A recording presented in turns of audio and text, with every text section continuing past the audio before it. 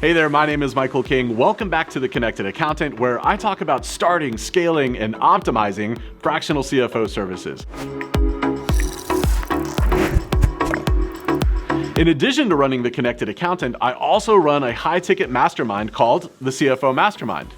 In the CFO Mastermind, I work side by side with hand-selected other fractional CFOs that are trying to scale their firms to multiple six figures and seven figures. Today's a very special day because I just graduated my first student, Shannon Weinstein, from the program. When Shannon and I first started working together a little over a year ago, she was just doing the CFO thing as a side hustle. She had a job in corporate America where she was making multiple six figures. She had all the healthcare and the PTO. She had a large team. She was really just kind of doing the CFO thing in her free time. Over the year of working together, Shannon's been able to leave her corporate job and not just meet, but far exceed the salary she was making when she worked in corporate America. Not only that, Shannon's been able to create jobs and hire an amazing team of people around her.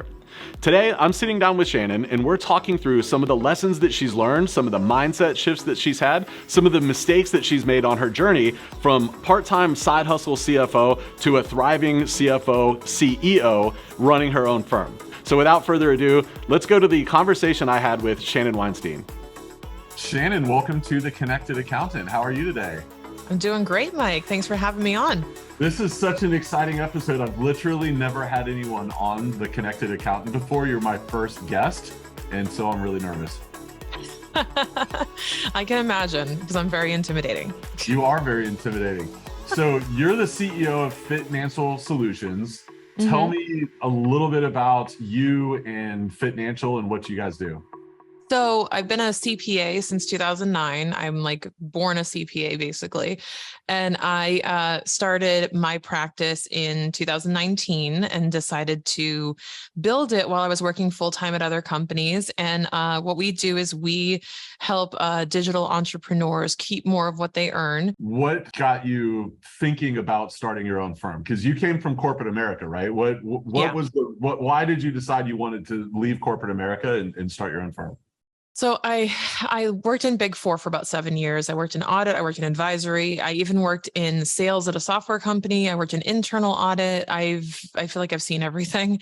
And I decided that I just knew that I wanted to serve smaller business owners. I wanted to actually impact clients, and I wanted to pick my client roster because I was really tired of having to, frankly, kiss ass to the chain of manager to partner and have to like schmooze my way to the top, sell my way to the top. And then even when I got there, I saw how stressed out these people were. And I said, it doesn't really stop. Like, you don't get a cushy life as a partner. I had a friend who became a freshman partner, and the way they just like beat them up verbally, emotionally, mentally. I said, you know what? If that is the peak, I just realized like I'm done climbing this hard for that type of peak. So I said, I really want to go off my own and do things my way, which I didn't agree with how a lot of the companies I worked with were running. So I just knew, I think I can do this better and in a better way that fits me. What were those things that, when you say that you wanted to do it your way, or there's things that you didn't agree with, what were those things that you didn't really agree with, or what were those things that weren't Shannon's way? Like the politics. So the idea that as long as we're looking busy, we're doing work. The idea that we're spending hours equals we're doing work, or we're adding value because of time we're spending and the effort we're putting forth, as opposed to the results we were getting. So we were all about, in consulting, it was all about, we need to justify our presence. And I'm like, don't have to justify your presence if you're getting done. So I didn't really, I was not really connected to that kind of superficial way of working. I said, you know what? I would rather just get less done, or get as much done in less time and go home, instead of feeling like I had to work till 7 because the senior was still there and the partner was still sitting there. And, well, you can't leave before the partner leaves. Like all of those kind of silly unsung rules that were in place at Big Four that I just couldn't really understand. Like, why are we still doing this? I think that it's not just a Big Four thing. I think that just the traditional business model, even still today, you see a lot of that. Before I got into this industry, I worked in manufacturing, and it was the same thing. You finish your job up, but your boss is still there, and it's a bad look. You know, when it comes time for performance reviews, I haven't seen you around. When I get to work, I expect everyone to be here before me, and when I leave, I expect everybody to still be here. And I just think that business model is dying, and the companies that don't embrace that change, I think they're gonna see that they have an exodus of talent, and it's gonna ultimately end up killing them. But when you and I started working together, so I guess I should have prefaced with this. So you went through the CFO mastermind. You were the first one in, first graduate after 12 months. And let me say, awesome job, by the way. Like your Thank growth, you. your growth over that year was tremendous. But when we first started working together, you weren't full-time in Financial. You still Nope. had one foot in the door at corporate, one foot in the door at Financial. Why did you start that way? So because of a mortgage, as I told you in your questions before. So you can't. So I'm not risk averse, but I'm measured risk. So I'm like, okay, I know I want to do this thing. I need to prove it works. I need to prove that it works. I need to prove that it's worthwhile for me to make this jump out of a secure, steady cash flow. Because by the time I was talking about having my own practice, I was making a good amount of money as an associate director in a Fortune 50 company. And I had a team of 9 people. So I was like, that as you elevate in your career, it becomes harder to let that go because you're used to a lifestyle, you're used to income, you're used to having that cash flow. And then when that gets cut off, it hurts because you're like, oh my God, I used to get this instant feedback, this instant reward for the job I was doing, and now it's not guaranteed. And my husband was also a business owner. So he was supposed to be like the risky income. I was supposed to be the steady income. And because he was having health issues and other things going on, I felt like I can't jump off a cliff basically and wait. It wasn't going to work that way. We needed that steady income in order to build our lives together so I could leave. And what that looked like for me was staying in that job, and I called it the 7 to 10. I would do like 7 a.m. to 10 a.m. and then 7 p.m. to 10 p.m. Financial. And then during the day, whenever I had pockets of time when I wasn't in meetings. But I found myself sitting here at my desk and I was toggling between 2 laptops every half an hour. Was like I was in a different business. My brain was completely fried. And it wasn't a lack of time management. It was just this is the demands that I have right now is I have to do this first. And then I can build Financial on the side. And I've been building it for, before we worked together, I was building it for 2 years. And it had just gotten to the point where I knew I hit a breaking point where we're going to hit tax season. And I said, I cannot do both. I am burning out. I am completely toasted. I need to make a call here. I either shut down Financial or I have to leave my job. I hit that ultimatum and I had to talk to my husband about that. It's interesting that you looped your husband in, because I think that's a missed opportunity for a lot of people. We try to make these kind of decisions in silos. Was that a hard conversation to have, and how did you approach it? I thought it was going to be, but then I talked to you. You actually coached me through it. And I think when you zoom out and you go like data and numbers don't lie. And we know this as accountants. So I actually put together like a cash flow forecast for our family in a sense. And I looked at my business and I said, this is how much money my business would have to make to replace my income, or at least feel like we could cover everything and that we were going to be okay. We had a good parachute, right? So I showed it to my husband and I said, if you let me go all in on this, and this is the thing too, is it's not always all or nothing. I actually had like a challenge and I said, give me 5 months. It was January. So I said, give me till June. If I can't prove to you that this is sustainable, this is self-sustaining, and this is going to be my full-time thing. If I can't prove that to you by June, I will go find another job. But this isn't the job I need right now. And I need to find something that's more part-time, more flexible, and maybe less income so I can balance this. And the challenge was accepted. My husband basically said, so when's your last day? Go ahead and give the notice. And he knew that I had hit that point. We had that conversation a few times, but it was always, can you wait a little bit longer? Can you wait till June? Can you wait till June? And I just hit a point where I said, I can't, and he trusted me, which I really appreciate.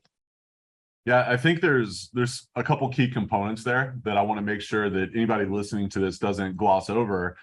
There are a lot of feels that come up, with having those kinds of conversations because of risk and mortgages and all the things. But for me, like the successful components of those conversations are approaching it like I haven't decided and now I'm telling you what's going to happen. Let them be involved, let them feel like they're involved in the decision-making process.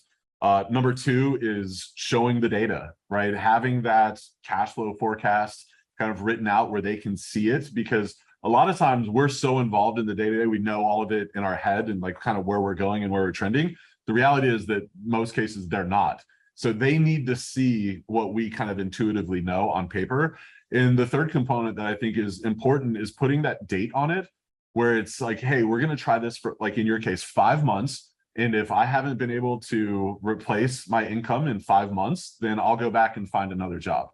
I think like when you mix all three of those together, the likelihood of that being a positive conversation is exponentially better.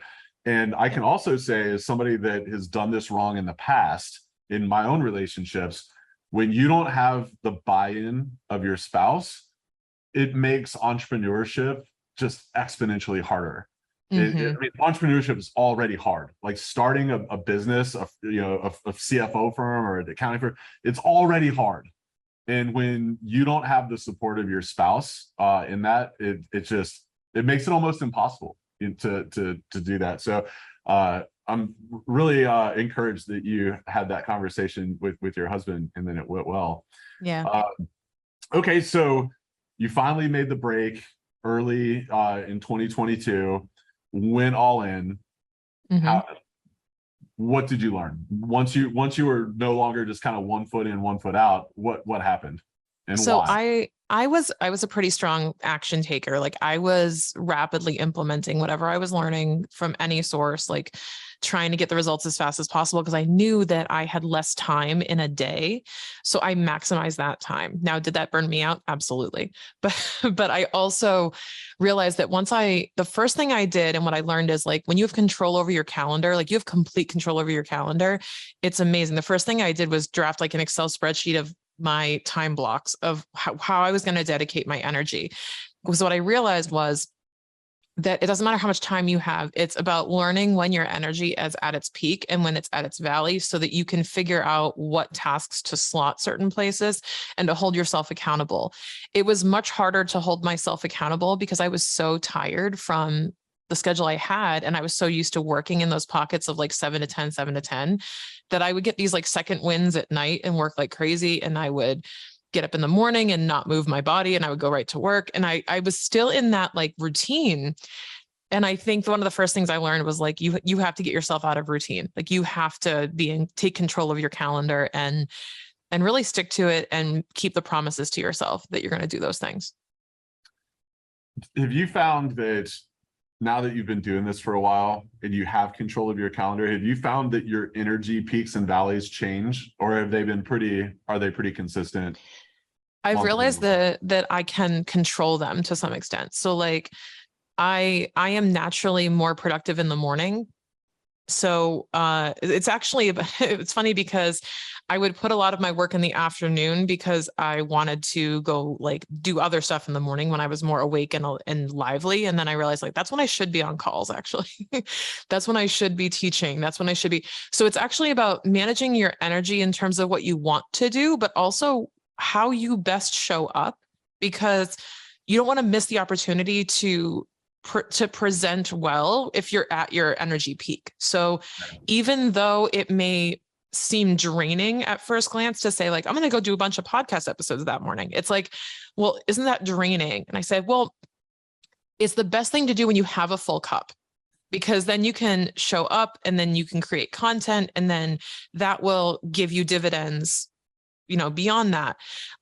So I think that it's about really designing what you're doing during those peaks and valleys and understanding that it's okay to have the valleys. Like it's okay to take a break. And, I actually had to unwire my brain. So like any other accountant, CPAs, busy season survivors listening know that like to leave at like 10 a.m. to go grab groceries or to go run an errand or something feels guilty. Like, like, oh, this is weird. Like it's the middle of the day and I'm actually not at a desk. I think especially before COVID, this would have been unheard of. So I had to get used to that too. Like the instinctive feeling that I'm doing something that's like bad like I'm Right. skipping school. So time management and energy management or energy awareness are really important. Mhm. Did you have any other kind of mindset related things that you've learned since you've gone full time? Yeah, it was definitely, I mean, like if you think about mindset and breakthroughs, it was confidence around what I offered and the fact that I Mhm. could show up and command the price that I wanted. And I think that it was funny because I felt a limitation because I was only working those, X hours a day because I had the full-time job. Once I went all in, I realized I have all this energy to pour into my clients, and that is worth more. So I talked about this with you that I feel like I can't charge that price because I'm only working X hours a day. And I don't want to disappoint these people if I can't get it all done. If I'm going to add pressure to myself by charging a price and setting expectations too high. So once I went all in, that excuse was gone. So whether it was an excuse, a story, whatever, it was gone at that point, and I no longer could use it as a crutch.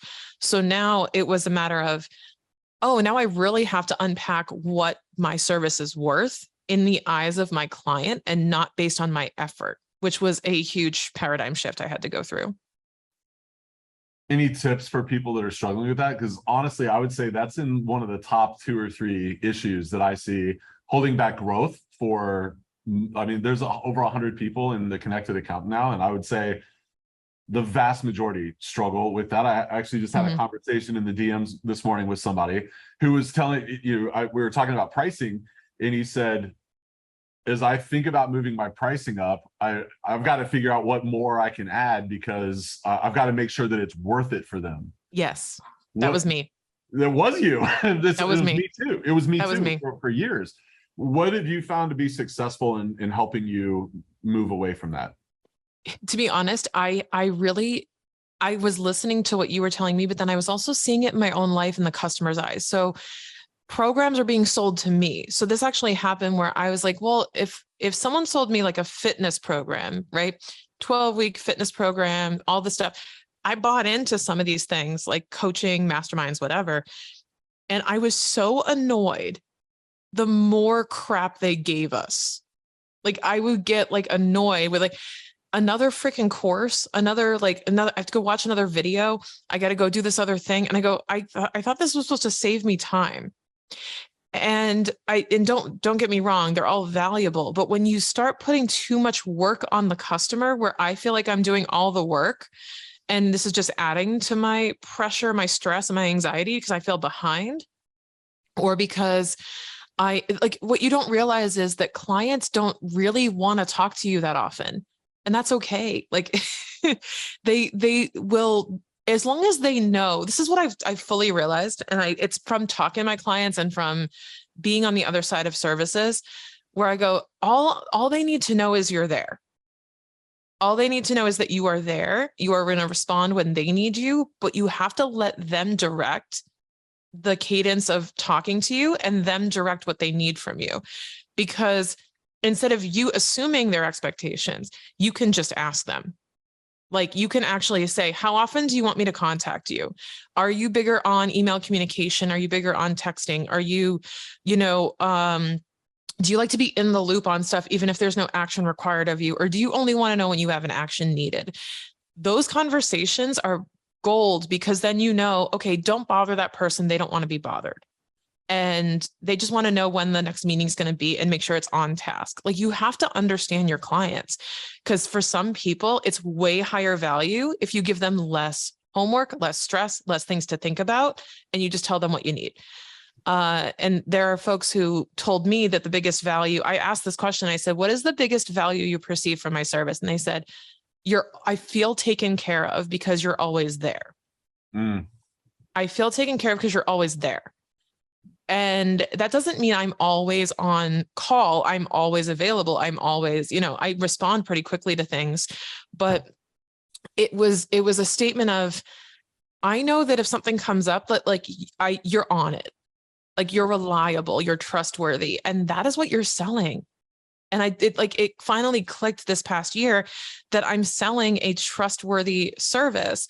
And the problem I solve is actually not some perceived lack of clarity with their numbers. I'm solving whatever deficiency in confidence they have or confusion they have or lack of trust they have, either from a past accountant or a past experience or a lack of support.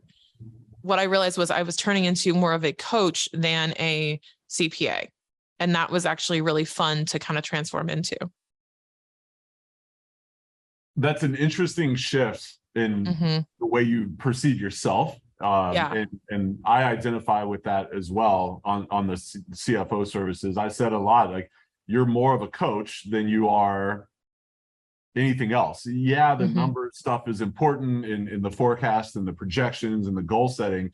That's all important. But one of the things that you said that I've latched onto and made my own over the last year was it's more about transformation than transaction. And that transformation comes from helping them think differently and make decisions differently. And so that's kind of where a coach comes in. The coach is that person that like motivates and inspires you to think differently, to take different action, to push you in a lot of times into that uncomfortable kind of area. And so I think as CFOs, that's kind of a big part of the job. It's not just about showing them charts and graphs and spreadsheets and, impressive Excel formulas. It's really transforming the way they think. Yeah. And it makes you irreplaceable, because then what happens is the client will go, I can't do this without Shannon. Like, they see you as part of the team. That's another one of my core values. We are part of the team. So if, something goes sideways, like we'll help you, you know what I mean? Like, we'll be there to help support you.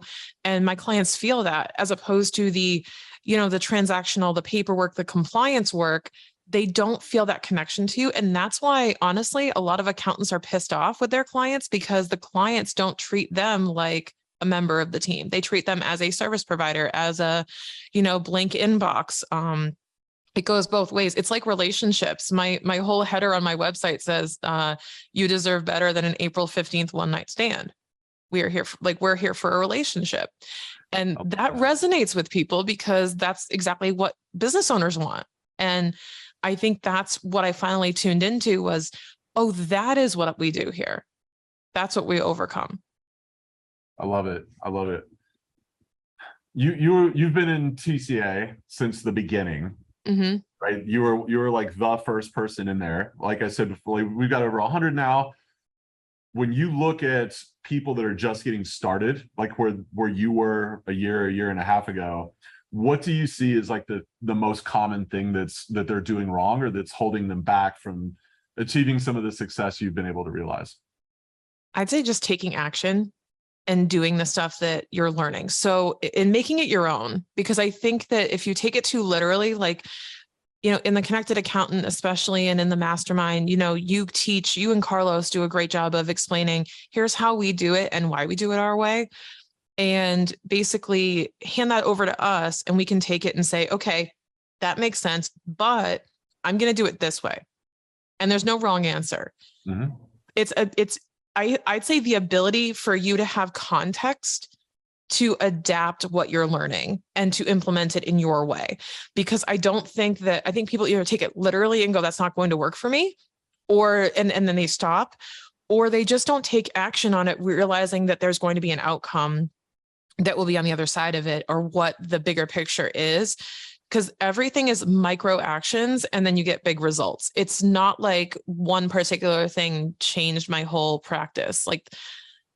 Implementing Geocom was pretty big, but like once these like little operational things are tackled, it just opens up so much potential. Like using the mastermind for me as a vehicle to implement SOPs and create processes and document. I finally got around to doing all of that in a really detailed level and adopting a lot of the processes that you guys used, making it my own, documenting it. And then that enabled me to hire, because I now had processes to install them into. So it was kind of that like next domino. Like, you have to know that this means I can hire soon. But I need to do this first. And having a plan and having that kind of like outlook of a year from now, this is what I want my practice to look like. But here's what I have to do today, tomorrow, next week, and next month to get there. And that's what the mastermind really helped me with. And it was, to be honest, I was just like absorbing everything you were saying and saying, okay, going to go do that tomorrow. literally going to do that right now. That propensity for action is the single biggest differentiator between people that have okay success in the program and the people that are just killing it like you. You've got to take action. But there's a couple of things you said that I want to unpack in there because I think they're really important. One is the micro actions lead to big results. I think that if you want to have a sustainable, like sustained success, a sustainable firm, then you've got to quit looking for hacks. You've got to quit looking or expecting there to be this one new framework or this one process or this one, cheeky sales thing that you can say on social media that's going to be all the difference for you. This is a marathon, or maybe even like an ultra marathon, not a sprint. And so it's just that commitment to those small actions, that 1% better every day, and just know that in aggregate, it's going to lead to those big results. The other one that I think is really important that you said is like, recognize that it's not about like, this is the way to do it. And I know that that's hard for those of us that come from the numbers mindset, in the accounting world. We have a propensity to compliance. We want the thing that we just kind of like plug and chug, right? Like, we want science. We want science, but it's an art. And that's the thing. We want it to be a science where like A plus B equals C. And we want that level of confidence and that level of certainty, but it's not. It's like, draw this however you want to. Right. And we all get overwhelmed because we're like, we're not typically creative. We're not typically think outside the box type of people. So even if you are, you've been trained and accustomed to a box that you've been told to stay in for so long that it's just part of your behavior. So it is a paradigm shift to get out of that and go, how do I contextualize what he's telling me in how I want to do this? And that was huge. Where a lot of people get hung up on that, I think, is I think they kind of, both of those things tie together, is that you've got to make it your own, and that propensity for action.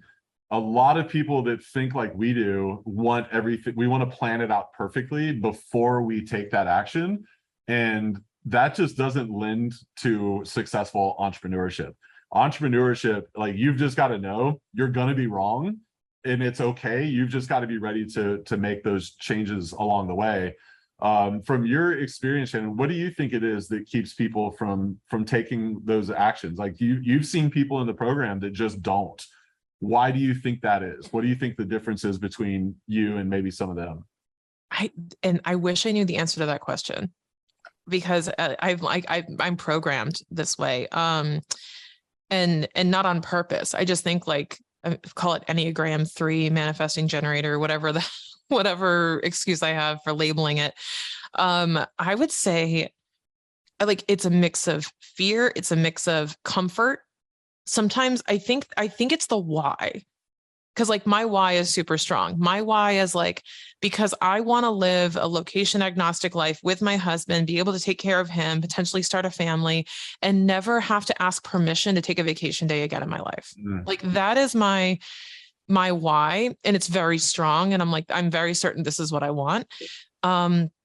But I think that for some people, and I'm just assuming, like, this is one example, right, of how, like, if I had that job and I didn't have to grow financial, if I didn't have to do any of this stuff, like, it could just fall on the back burner as this is like kind of a fun hobby, or this may never grow anywhere, and that's okay. Like, when you set expectations for yourself that aren't high and you don't have a strong why behind it, then you can easily convince and justify for yourself why it's not working, or why you just need more knowledge, thinking that somehow through osmosis, by watching content, it will impact your life.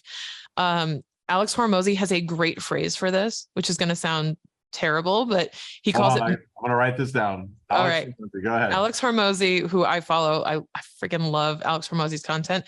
But Hormozy has this great quote where he calls it mental.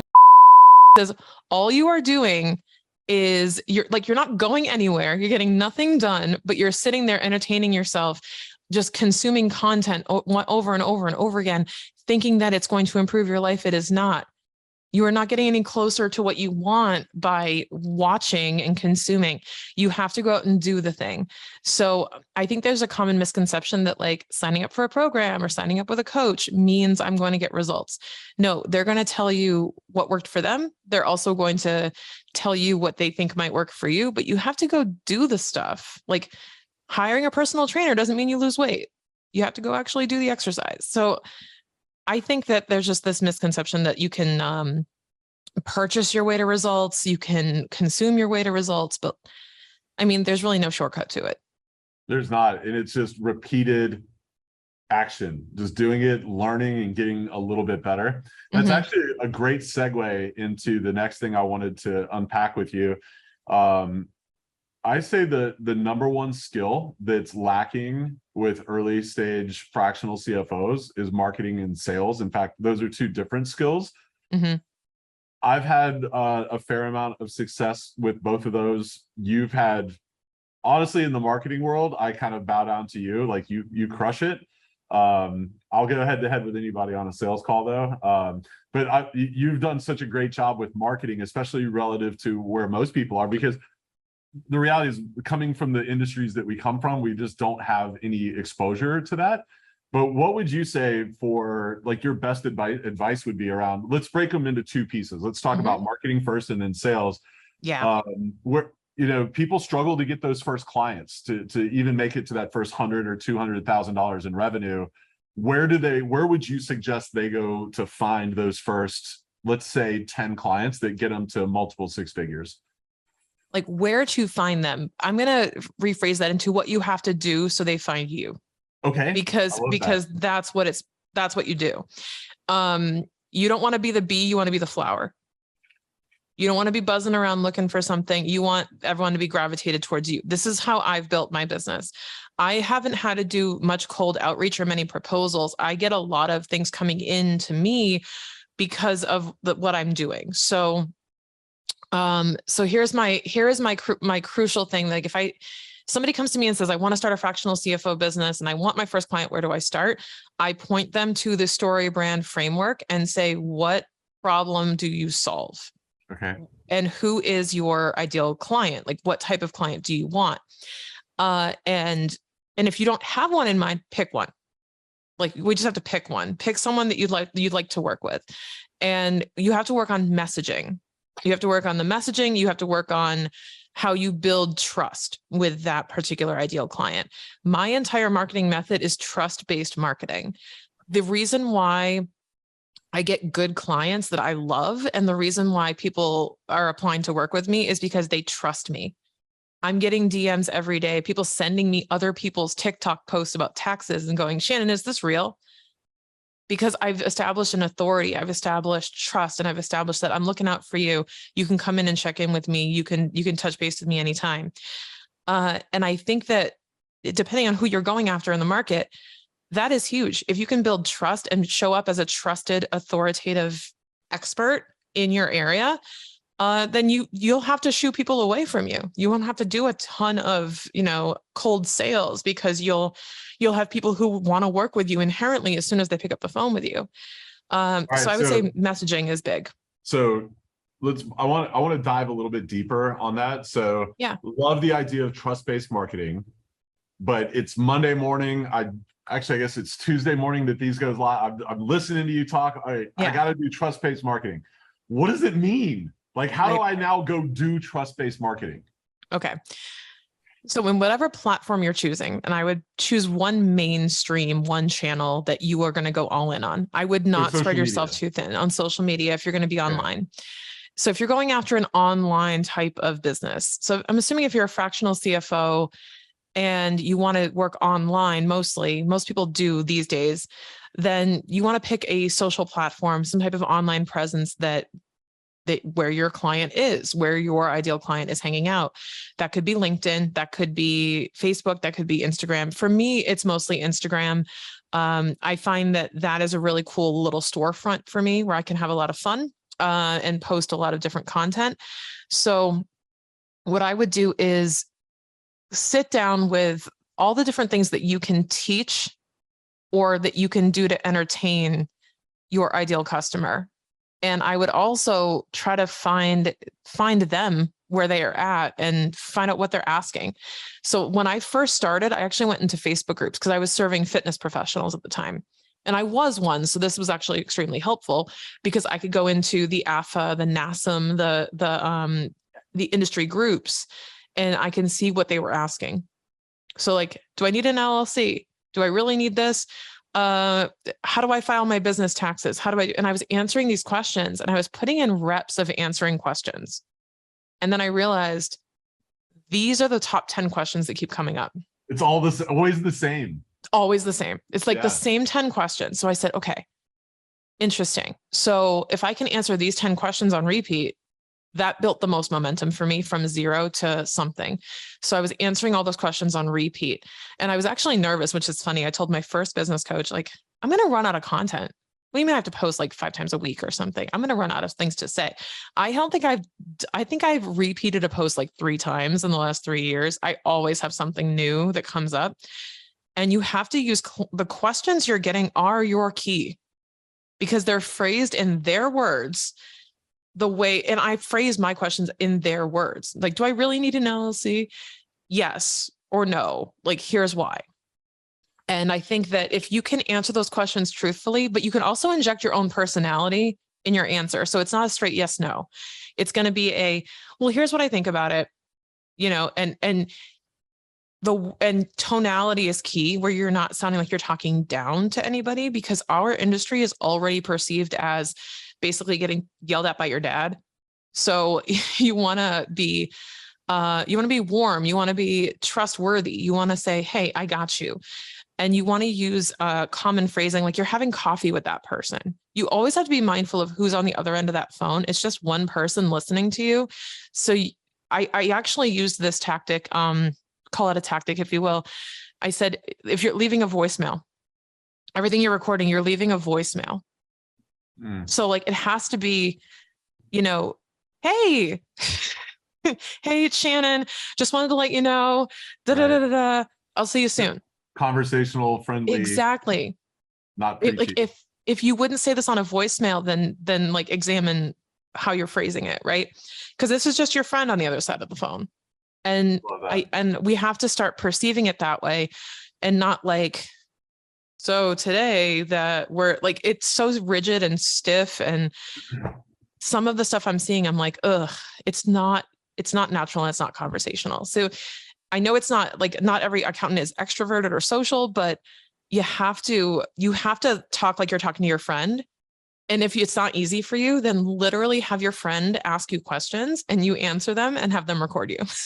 It's going to be a lot easier. It goes back to reps. I struggle with that. People always tell me like, oh, you're so great on video. And I tell them like, I struggled. Like my poor wife, when I first started doing stuff, I'm like, the words that I used in I was like, yeah, this is embarrassing, but exactly. You just have to practice it. And that's another one of those things that you're not going to just watch your way into excellence with it, where you get comfortable and conversational. You've got to go through those ugly first steps, and it may be 5 steps for you or 500 like it was for me, but you've just got to go through the effort. I think you've had tremendous success, multiple 6-figure business now, and the vast majority of your clients come through either social media or you being on other podcasts and those kind of things. I've taken a completely different approach to building my firm. And I think that it's a really great example of, back to what you said earlier, is there's no right or wrong way. You just have to kind of do what's great for you. So, for us, it was Upwork. We went and found clients on Upwork. And then from there, it was going to masterminds, group coaching programs, networking events, and finding clients. And there's no right or wrong way to do it. And I think so many people spend such an inordinate amount of time trying to figure out what the perfect way is that they don't do any of the things, or they dabble in a lot of things and they never get good. They're not loyal to any one of those things. Like, let me be all in on Instagram, or let me be all in on Upwork. And so they don't ever get any traction because they don't ever learn. And I think that's like, those are the two things. Like, either you don't do anything because you're waiting for the perfect thing, or you try it once and you didn't get $500,000 worth of business, and so now you're going to go on to the next thing, or you just say, the industry's dead, nobody's hiring CFOs these days, I'm going to give up. Mike and Shannon are stupid, they don't know what they're talking about, or they're just lucky. They were just lucky and they figured it out. Yeah, there's zero luck involved. I will never attribute any of this to luck. It is all it's all based on being in the right place at the right time, but showing up in those places. And I think that people wait around too much for things to come to them. And I say, even though I said before, I'm not waiting around by any stretch of the imagination. People do come to me, but that's because I have been. It's like you walk by one of those stores, like you're walking down a main street in like a town near you, right? And there's this one store where there's like people outside playing music. There's like a live band. There's a sign. There's all this stuff. It's like you want to be that store, so people are like, "The hell's going on over there?" That's what I mean. Is like, there's enough stuff outside my storefront to go, hey, come check this out, because we're making noise in other places. We're in the other stores. We're in other podcasts. I started my own podcast. I have guests on the show. So we're creating more of that web and that network and that presence so that people will know who we are and then say, oh, this is really interesting. I would be interested in working with them. And even if it's not right away, I'm here for the long haul with these guys. I love this saying that luck is the intersection of preparation and opportunity. Yes. It's exactly what you just described, right? Yes. You're just out there and letting you get your name out there so that when they're ready, you're the first person that they think of. Let's shift gears though. So that's marketing. Yeah. So once you get them into your store, now you've got to close the sale. Right. And that's another area where people in our industry, just due to lack of experience or training, whatever, they typically struggle. That's not been something that you struggle with. What have you seen to be kind of the key factors to your success on sales calls? So contrary to what you think, I do struggle with it. That is probably the one area I struggle with more, even though I do have a sales background, because I think that when you're selling yourself, I was selling someone else's product that I truly believed in, and I truly believe in what we sell as well. But there's a bit of like the sales process, because it has to change every sales call, because you have to fully understand the person on the other side of the conversation. And it's an exercise and it's a lot of effort. So for me, it's a lot of effort to like unravel the person every time, because I know my core offer of what I'm selling doesn't change. I believe in it, but it's about how do I have to articulate this so that they get it? And I have to adapt that every call, which is challenging for me. It's doable, but it's challenging. I think that my success with sales, honestly, is the head start I get from marketing is very key. Because by the time they hit on the phone with me, they're like, oh, I've been trying. I actually had someone, okay, there's two like mini stories. One person lied on their form because they wanted me to do a call with them. And she said, I knew you were not going to sign up. You were not going to let me sign up with you if I told you what I actually made, but I'm so committed to having you in my corner. I really want to work with you. So when you say form, you mean like a pre-call application? Yeah, my inquiry form. Yeah. Okay. So we have a screening questionnaire.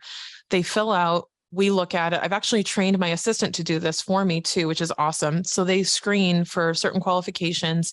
We ask certain questions and we choose a path. They're either a good tax strategy lead or they're a good CFO lead. Then what we'll do is have the phone call if they're a good lead, but they get ahead of time, they get an email that's like from me with a video of me saying, hey, I'm so happy to schedule a call with you. Here's the thing, before we do our call, go watch this video. This will cut to the chase and give you the exact information you're probably wondering, which has my pricing in it, which is controversial sometimes. But it has my pricing, it has my offers, has our core values, has pictures of our team. Here's who we are, here's what we do, right? Not in that particular order, but we go through all of this in a few slides, 8 to 10 minutes, and then they book the call. But if they book the call, I know they saw that. So now when they're on the sales call with me, I am not nervous at all because they know everything that I would have told them. Now it's all about them. How can we help you? And that has alleviated a lot of the pressure for me. And again, this is how I do it, because I was so nervous on sales calls with, am I going to fit in all the crap I want to say about us instead of all the stuff I want to hear from the prospect. And I'm going, that it should be them talking. It should be mostly them talking. I shouldn't have to cram in a keynote presentation into a sales call. And I don't want it to take more than 30 minutes of their time, because I don't want them to feel like it's a massive commitment just to, book a call. So I kind of figured out how to save time by using that. And it's worked well, because it really does allow us to kind of quote unquote cut to the chase on the sales call. So that's been a key success factor for me, because again, most of the time, the people who have enrolled or who have submitted a form know who I am. This is not a Googled CFO, clicked my button, never heard of Shannon. These are people who listen to my podcast. These are people who feel like they know who I am already, and were seeking me out, which is, I think, why I'm not going to say easier, but why my sales calls have been smoother. This is another great example of there's no right or wrong way to do it. Right. It obvious the money shows it's working for you. I have a very different sales process than that, right? And I looked at that process, but it didn't resonate with me when I looked at it years ago. And so that works great for you. And I love it that you've come up with your own thing. So just for the listeners, like, to contrast that, I take a very different approach. We have a kind of an application like you talked about, where there's some revenue kinds of things in there to filter everybody out. But then I get on a 60-minute sales call, and I use a framework, which shameless plug, I'll drop the link below if you want to see what, my hour-long free training on that.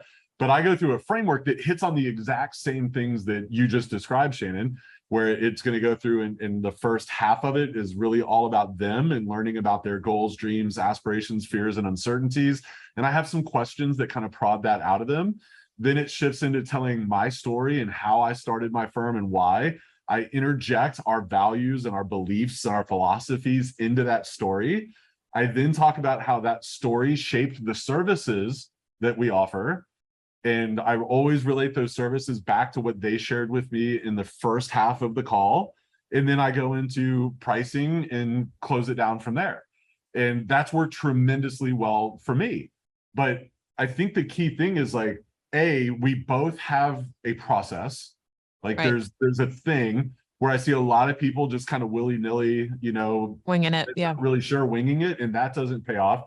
The other couple things that I think are common denominators that are the keys to winning here, it's all about them, letting them talk and letting them kind of get their story out. And the other one that I'm so glad you hit on is, it's important for you to get out your values and your philosophies, because really the services themselves in a lot of ways are commodities. Anybody can do cash flow forecasting and projections and those kinds of things. But people, they buy you because of who you are and why you are the way you are. And so most people just want to go into, like, spewing out, like, oh, this is our service package and this is what we charge. You're a commodity if you're doing that. That's the transactional. That's the transactional though, where, like, they can search and replace new person who can do bookkeeping, person who can do tax return. But, like, if they feel drawn to you as a professional and they're hiring you for their team, then it's more than the checklist of stuff that you do. And I wanted to reiterate that, like, I took your framework and I said, okay, let me take all of Mike's framework and take the pieces where I don't need to be physically with the client for them to hear this. And that's what I put in the video, so that I could distill it to a shorter call, and that I didn't feel pressured, because I would ramble about my own stuff and say the same thing over and over again. And I said, you know what? I'm going to put the values, I'm going to put all this stuff in the front end, and then they can also rewatch it. So I said, okay, I'm going to put this all in the front end. So I did that my way. But the thing is, I watched your framework. I took that. This is a perfect example of it, though, because I said, I want to do exactly what Mike does. And I did that. And I said, but my nature is, like, this is going to go over. I'm taking an hour of their time talking about myself, because I'm so worried about fitting that in, even though all I want to do is hear more about their business. So I said, okay, you know what? I'm going to take that out. I'm going to put it over there. And then I don't have to say it, and I'm not going to be thinking about it. When you're in class and you have a book report to give, you're not listening to jack that the other kids are saying, because you're just stressing out of what you have to say. That was me. And I said, this is taking away from the sales call.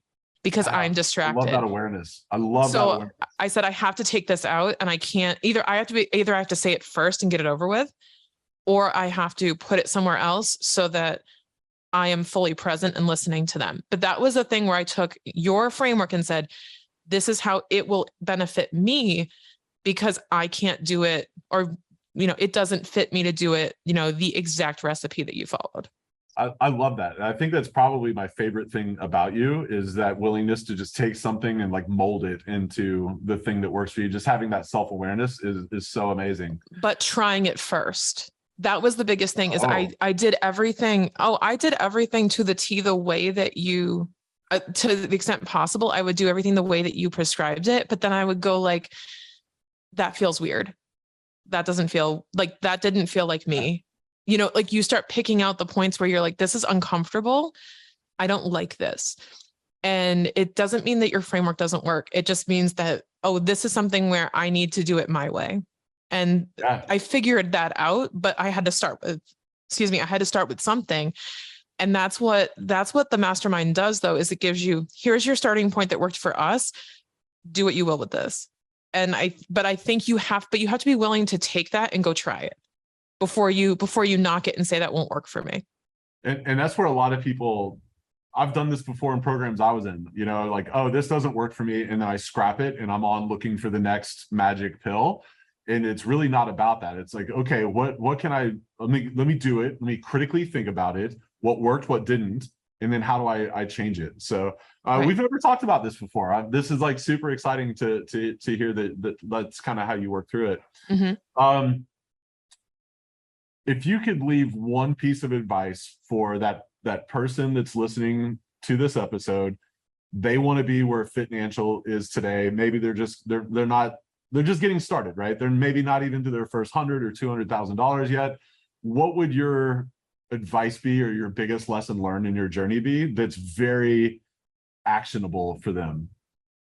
I would go back to the point you made before. This was the biggest breakthrough for me, was you don't have to do more to charge more. That was like my biggest thing. And I think that is what holds so many people back that were coming into our program, because we were all kind of on the same page going, you wrote the number, you were like $3,000 a month. What would it take for you to charge that?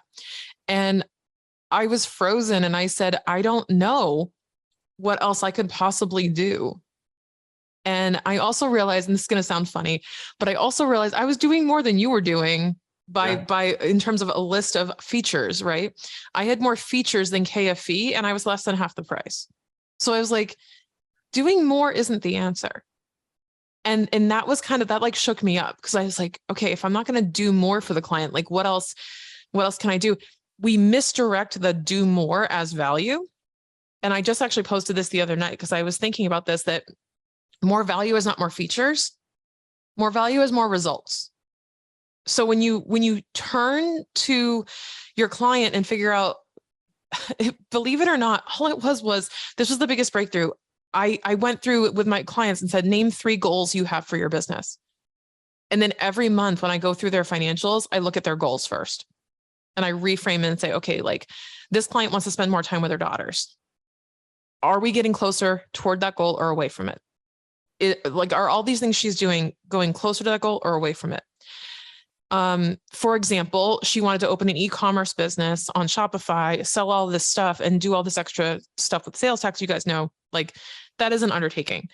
And I said, and she's like, it'll make a ton of money. It'll be great margins. I said, okay, but you told me your goal was to spend more time with your daughters.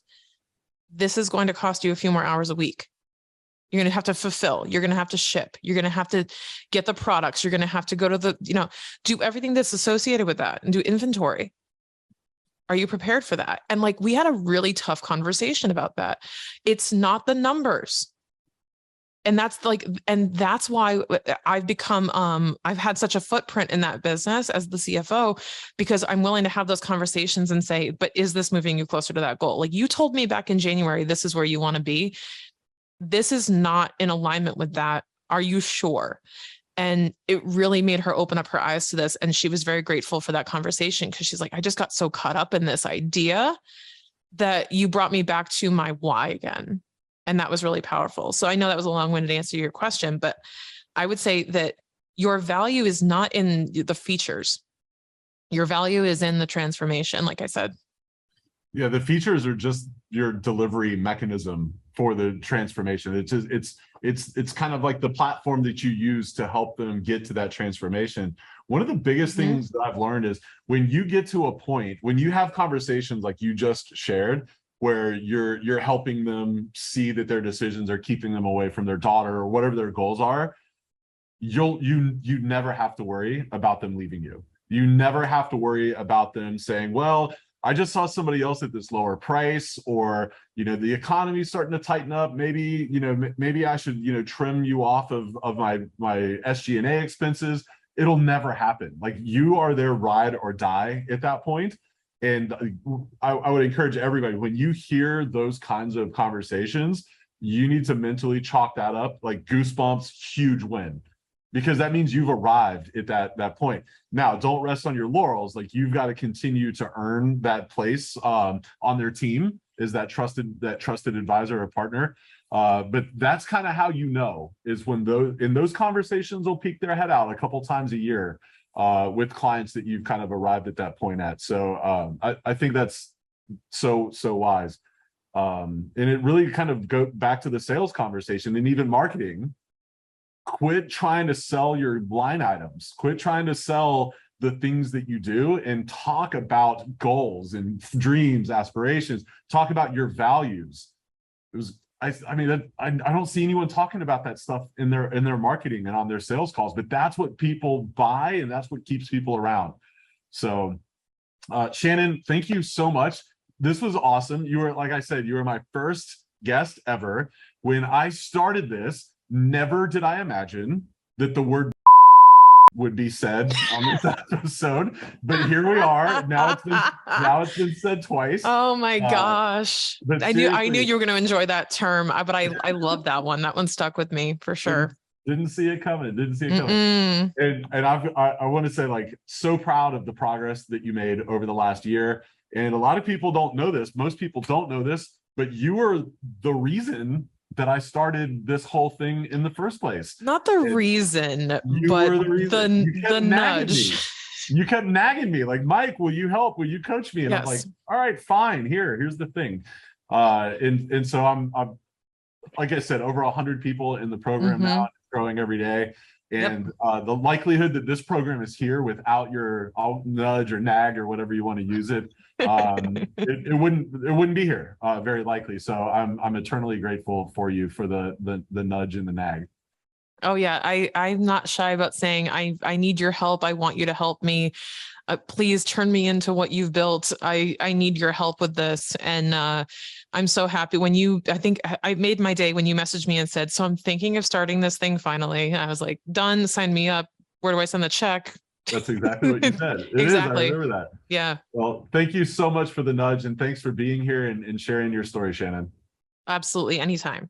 If you're serious about scaling your firm to multiple 6 figures or 7 figures, and you'd like to learn more about the CFO Mastermind, I'd love for you to head over to theconnectedaccountant.com/mastermind. There, you're going to find all the details about the program, and you'll be able to apply if you're interested in working together with me and a select few other fractional CFOs for the next 12 months. In the meantime, I can't wait to see you back right here, same time next week on The Connected Accountant. I'll see you then, my friends.